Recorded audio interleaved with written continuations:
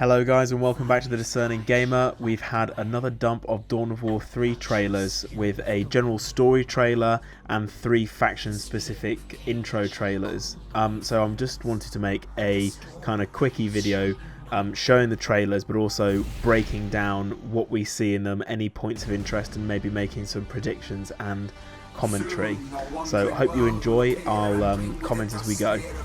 So the story trailer here, the point seems to be that there's an Eldar prophecy that some sort of entity, whether it's a planet, a craft world, something, the Wandering World that's been lost in the warp is reappearing, and not only do the Eldar know about it, but so do the Space Marines and the Orcs, as we see from the trailer later on.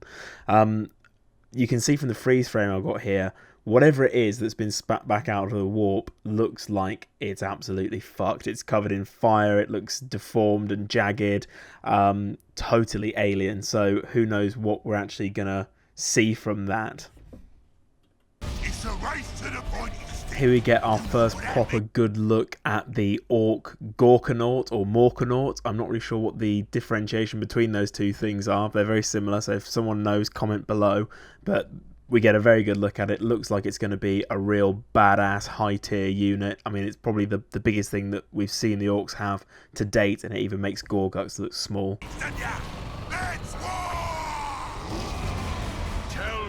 Here we've got another brand new reveal from this trailer, which is the Space Marine Chaplain on the left there. He looks awesome. So not only is he a Chaplain, but he's also covered in Terminator armor and carrying a Crozius Arcanum. Looks awesome. I hope the story, shows him as appropriately huge of a badass as he's bound to be. But he's bound to be a new Space Marine elite. No one, including him, will touch it so long as I live. If you're set on staying this course, I must choose rebellion. So just from that little snippet of dialogue we get there, it seems like Maka is turning against the Storm Prince or whoever the big Eldar character here is, and actually going to be fighting against him or the bulk of the Eldar. So that again suggests that whatever is coming out of the warp that they're fighting out of is not all that it seems to be, and is perhaps tainted or corrupted in some way. Eldar! Prophecy comes to pass! So here we see the Wraith Knight in the flesh in action in a way that we haven't really seen before. He looks awesome, just so agile and graceful for such a colossal unit, and that's very Eldar and very in line with the lore. But what's interesting to me is he's dark coloured and he's venting all this black and red energy, and that makes him look tainted or chaotic in some way. So I think there's a big question mark over him as a character or unit, and where he's come from and why he looks like that, unless there's some lore that I'm missing out on, and if there is, please let me know in the comments. So here's something else brand new from these trailers. We see some Imperial Guard defending this bridge, firing at some Orcs. We can tell they're Imperial Guard from their stature and also the very distinctive lasguns that they're firing.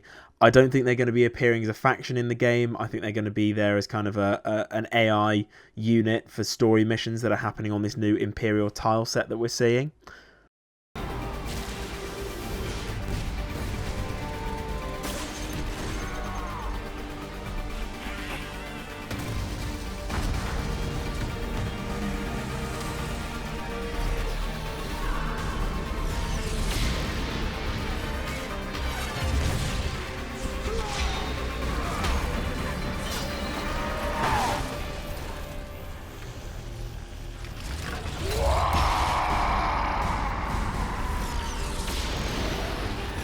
So that last bit of the trailer, I mean, just the quality of the cinematics looks fantastic. This end terrain, this sort of huge geometric structure that all the factions are meeting to do battle over, looks awesome. I'm hyped seeing this stuff. It looks like it's going to do the series justice.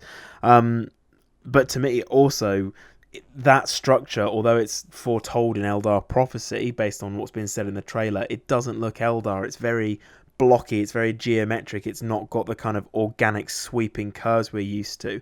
And so that makes me think, is it actually an Eldar thing, or is it something that's been left over from an even longer ago time, some sort of weapon that's unknown to any of the factions?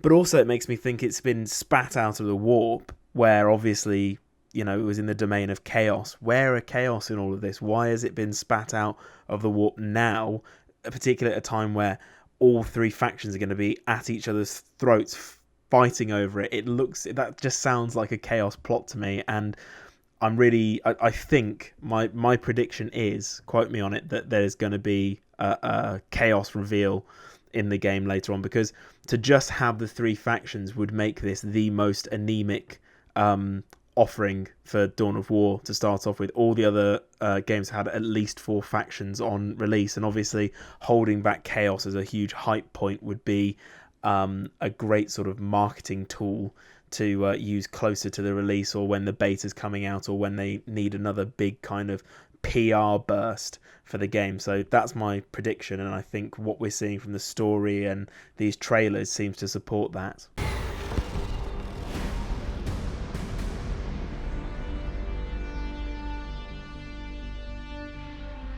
If I must perish fighting evil, then so be it.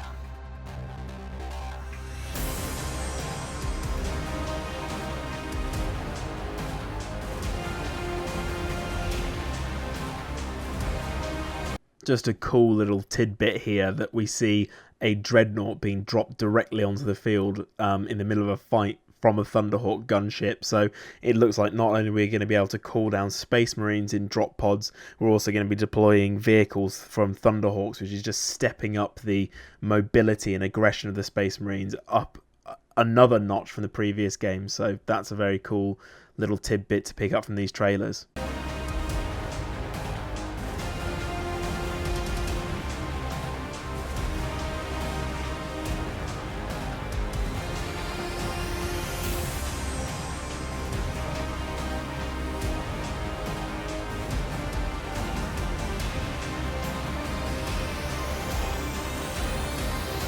Stand aside or be swept away.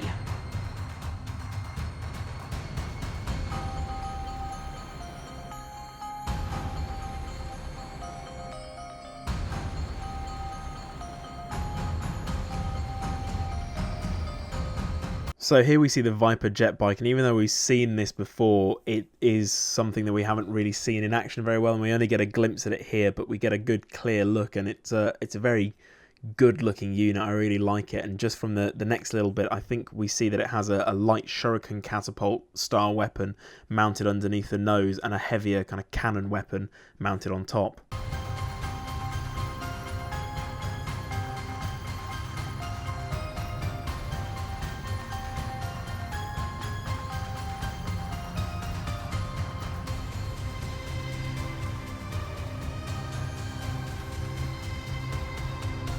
So here we see another Wraith Knight, and he looks awesome. He seems to have a twin lance weapon setup, and you know, it's impossible to even look at the center of where there's a firing. They're so powerful. He's leaning back and bracing from it, so it looks like he's going to be a really heavy ranged hitter. And I'd also be interested to know how he relates back to the other more melee focused dark looking Wraith Knight that we've seen. A real war's coming this way!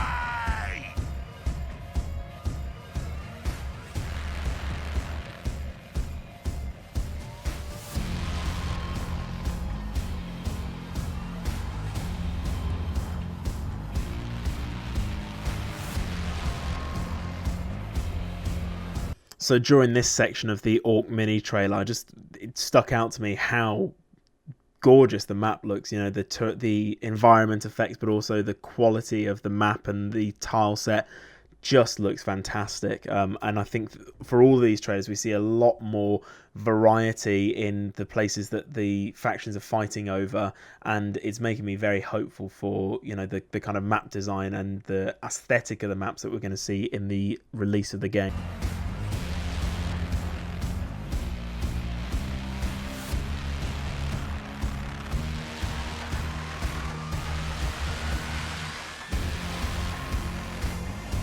So this caught my eye. It looks like the Gorkanaut is producing some sort of big, wacky orc technology field around it that is either whipping up the ground or catching incoming projectiles. So maybe he acts like a bit of a mobile fire base and shield for the other orcs around him. But either way, I'd be interested to know what that is, and it looks very cool.